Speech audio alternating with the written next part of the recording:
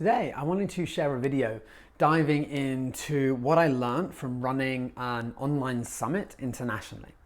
And the reason why I think this is going to be helpful for you is because for those of you who want to run events, for those of you who like taking on new projects, for those who are entrepreneurial, I really think there's a lot of value in this video from the different perspectives and these 10 tips that I really think will help. So the first thing is that partnering is key. It is of paramount importance. If I did the summit by myself, there would have been no summit. And I'll tell you that right now. To do the back end, to do the emails, to do the website, to do the integrations, to do the payment systems, oh my Lord, I could not have done a single thing of that in a respectable time period. Right, I'm sure I could have done it if I gave myself a few months, but number one, I don't want to. Number two, I'm not very skilled in it. And number three, there are people who are much better at it. So make sure that you find business partners who are very clever at what you're not good at. That would be the one of the most important things. So make sure to find great partners. Number two, make sure to outsource in advance. So on top of having a business partner, there's some things that I'm just not too good at. And I would prefer for other people to do it. Now you'll notice today I'm saying there's things I'm not good at. There's really a lot of things I'm not very good at. So one of the things that I needed to outsource was uploading things to the website and doing lots of admin thingies that I just don't really like doing. So that was one of the things, but I needed to outsource it in advance. I struggled a little bit because I wanted to outsource things when I was in China. Sometimes the internet doesn't work so well. Had a bit of an issue there. Just wanted to let you guys know, probably not the best thing. So make sure that wherever you go that you outsource things in advance so that you're prepped and you have the right people in place so that when you need to do what you need to do, you can outsource it straight away. Really, really helpful. Next.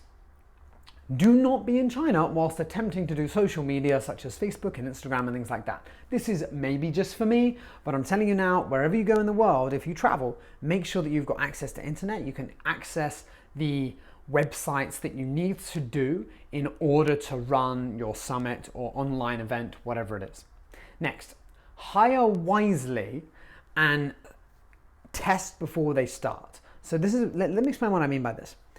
Often I will outsource a lot of things such as design, such as marketing, such as posters, lots of random things. Now, what I tend to do is I will get some applicants and then I will hire someone, but then I wouldn't test them early enough. So what happened this time is that I took someone on, they weren't very good. But I only found out after 2 weeks. And then after those 2 weeks, I've now got to hire someone else. And now I've only got 2 weeks left. So it's very important that you test the people that you hire further in advance so that you know they're good enough so they can really follow through. One of the things that helped me is because I knew a few people beforehand who I could message them and get them to do the task quickly. Otherwise, I would have been in a lot of trouble. So make sure that you prep and prepare and to test those people before you start moving things forward. Next, for me, I think that this was important for the summit. So when you are marketing something, you need to have, in our case, we needed to have speakers on the platform before we reached out to other speakers. Because one of the issues that I had is I'd reach out to people and they would say, can I see the website? And in my head, I'm like, we don't have it up yet. So I can't respond to that person yet. So that was more challenging, reaching out to cold people. The people that knew me were easy and fine because they know me, they know what I stand for. They're like, yeah, of course I'll hop up. However, for those who didn't know me, it was more of a struggle to really move them forward. So make sure that as you start to prepare these things, that you have that marketing segment ready in order to push out to the people that you would want to be part of your event. Next. Interviewing people is so much fun. I really enjoy interviewing people. And I'll tell you why. Because I like to ask questions that challenge the person I am interviewing, as well as to dive deeper into their psychology. Now, I ask questions pretty much all day when I have my clients. Like literally, all I do is ask questions, we chat about some stuff, help them with some things, but I ask a lot of questions. Questions, one of my strengths. So as we started to dive into the summit, I really enjoyed asking specific questions to dive into their topics more so I could understand their psychology at a deeper level. It was one of the most really rewarding and fascinating things that I've done. So I think I will be interviewing more people moving forward. One of the things I'm trying to work out is, do I do it in video format, podcast? Do I do something different? I quite enjoy the video interaction, but I also can be quite expressive with my voice. So something else I will be playing around with. If you have a preference on here, let me know. Would you prefer a podcast, videos when I interview people? Let me know, and then I'll make it happen. All right, other things. Oh my gosh, I definitely underestimated how much time goes into an online summit. Holy moly. I mean, seriously, when I think of what I thought it would be, you just interview a few people, put it up on the website, people come, easy. You've got to reach out to people. You have to get a speaker page for them. You have to edit the video. I didn't even think about that. You've got to remove all the things. You've got to create all the marketing. You've got to design all the marketing. You then have to outsource for all the marketing. You have to design all the emails. You have to write all the emails. You have to put them in the CRM system? Something like that? Whatever. The email system that pings it out, right? You know that term. There's so many different things that are involved that I really did underestimate how much time was needed. So for me, because I have been rather productive, I wouldn't say busy, I've been productive, it has been a challenge given that I have a fair few things to juggle at the same time. So for me personally, I really would next time have a virtual assistant or someone who can take over that role of doing the small tasks that take me a little while, purely because I think it would allow me to spend less time and be much more productive with the time that I have. Okay, next. Marketing is everything. You can have the best shop in the world, but if no one knows about it, no point. And to be honest, when we were thinking of this summit, right, there was huge value involved, but we didn't reach the amount of people that I would have liked to have reached.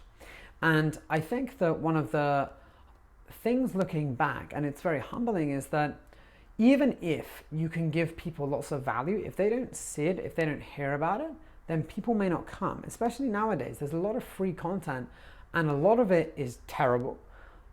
Some of it's okay, a little bit is outstanding.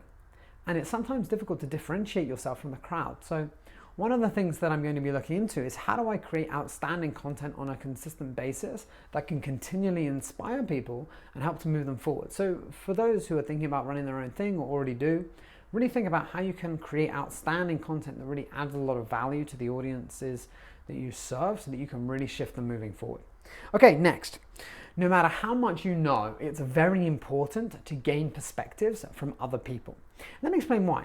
Because often you could hear something from me, or you could hear something from someone else, yet hearing the same thing using different examples in a different way with a different twist can often give you a deeper meaning.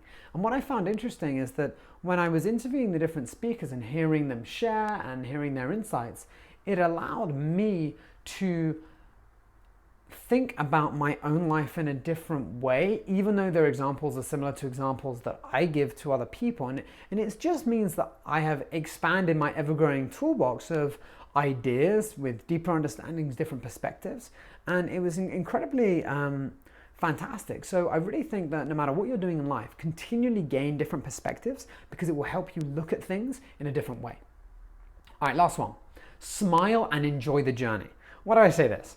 You will have ups, you will have downs. There was times that I was stressed. I'm like, oh my God, how am I going to upload this and work it out? And a lot of the times, I take full responsibility. I know I'm stressed because I haven't been as organized as I could have been. And I'm a very organized person, so you can only imagine how much I've been taking on. It was a lot. So one of the things that I wanted to be able to do was enjoy the journey. So for me, I think that it's just reinforcing a point that's so paramount, and that is that you can do everything, you can prep it all up, but once it's over, it's over. If it's stressful the whole way up to it, and then you finish it and everything's great, well, what's the point? You've got to enjoy the journey. And when I was with the speakers, when I was prepping stuff, when I was designing stuff, I was really enjoying the different elements involved, the newness, the variety, the growth, the contribution. There's so many different factors involved that you've got to make sure that you really, really enjoy the journey as well. I really hope that you've gained value from this video. Please take away the points that you think are relevant and look and think about how you can apply it. Once again, hearing about it's one thing, applying it is something different. And I really hope that you gain the value that you were looking for from this video. Learn from my mistakes, make it happen, and I look forward to speaking to you soon.